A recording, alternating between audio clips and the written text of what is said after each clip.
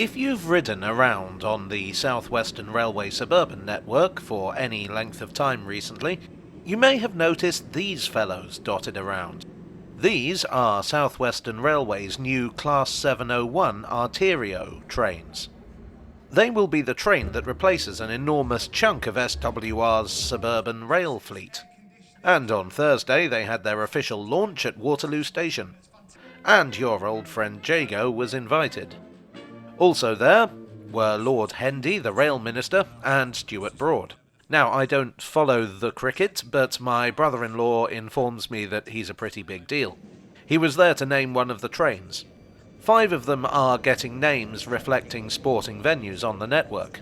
This one, Nighthawk, commemorates the Oval at Vauxhall.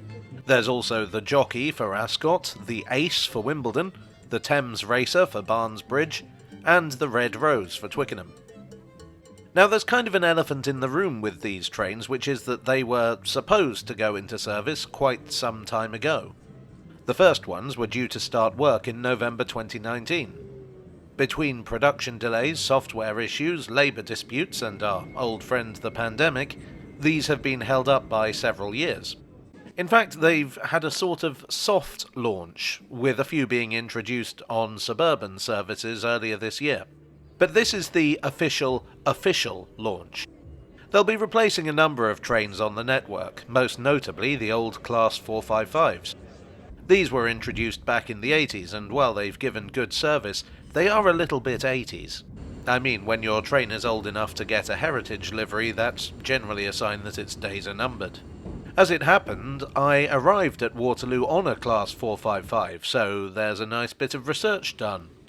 The Arterio trains are new to South Western Railway, but conceptually they're not so different from a number of trains you may have already seen. They're part of the Aventra range built by Bombardier and now Alstom. The Class 710s on the London Overground and the Class 345s on the Elizabeth line are also from this range. There are 2 variations coming into service. The 701Os have 10 coaches, and the 701-5s have 5 coaches. We were looking at 701Os today. Now, as someone who uses the South Western Railway network quite a lot, I have strong opinions on its trains. So how do these new fellows measure up, and how do they compare to the 455s? Some of the features listed by SWR include accessible toilets, like this one here. Actually, the 455s don't have toilets at all, so that's a very good addition. There are real-time information screens. Air conditioning. I can't really illustrate that, it was a frosty morning. You're just going to have to take my word for it.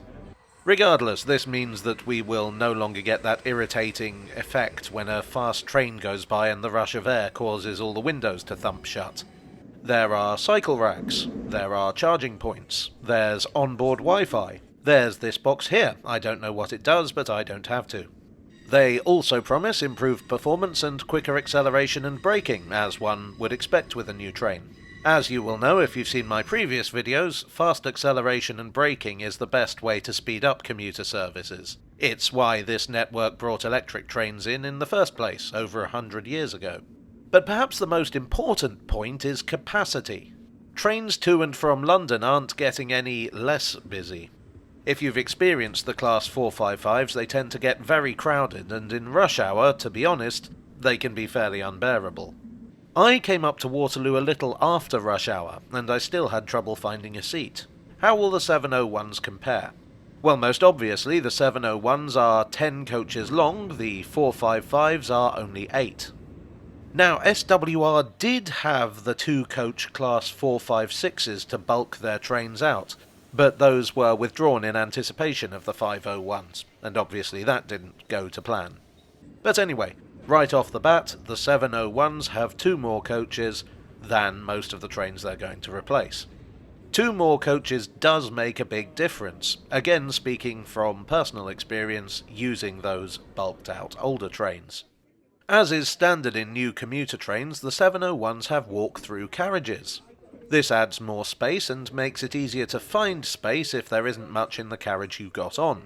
Unfortunately, it does mean that you can no longer escape an obnoxious passenger by pretending to get off the train and getting back on in the next carriage.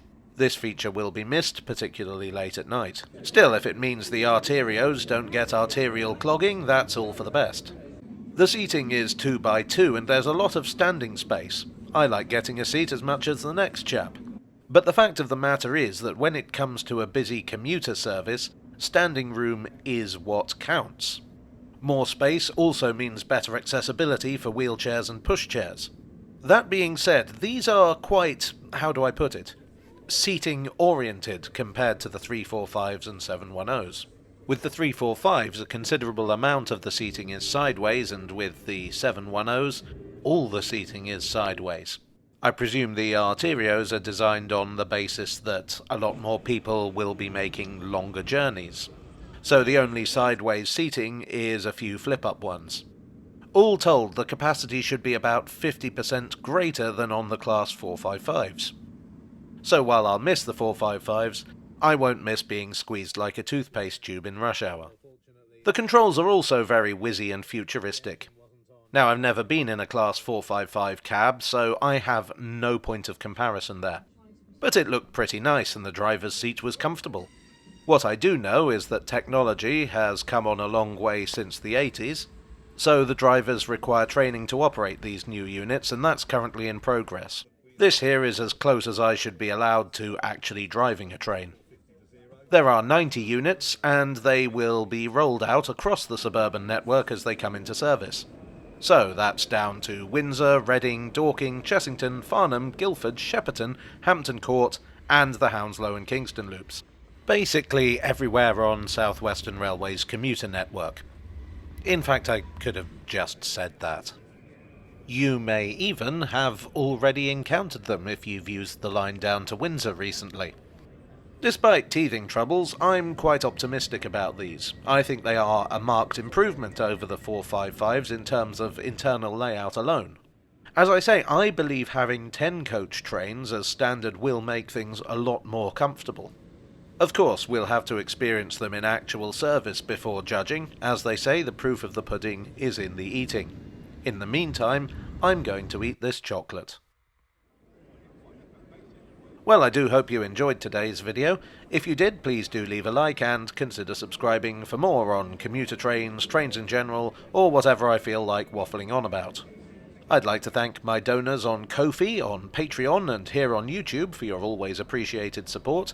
You are the Class 456 to my overloaded Class 455. I would also like to thank South Western Railway for inviting me down to the launch. Very much appreciated. And I shall see you all again very soon. Cheerio.